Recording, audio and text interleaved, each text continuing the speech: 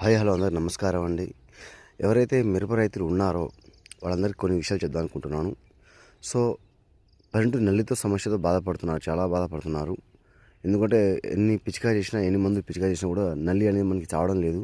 కాబట్టి మీరు ఎలాంటి పెద్ద పెద్ద మందులు యూజ్ చేసినా కూడా మ్యాక్సిమం 4 డేస్ 5 డేస్ తర్వాత మళ్ళీ పిచికారీ చేస్తూ ఉండాలి కంటిన్యూ అయితే. ఈ ఒక నెల ఆర్ 1.5 నెలలు అయితే ఖచ్చితంగా పిచికారీ చేస్తూ ఉండాలి మనం.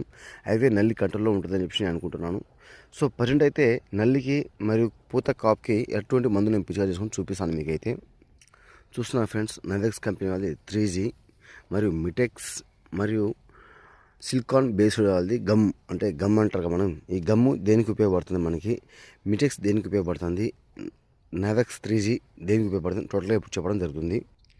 నవెక్స్ అనేది మనకి 2 ముడతలు, నల్లి మరియు పూత కాప్ సెట్ ఆగడం మనకి వస్తుంది. మెటెక్స్ వచ్చేసి మనకి పూర్తి ఎర్రనల్లికి మనకి వస్తుంది.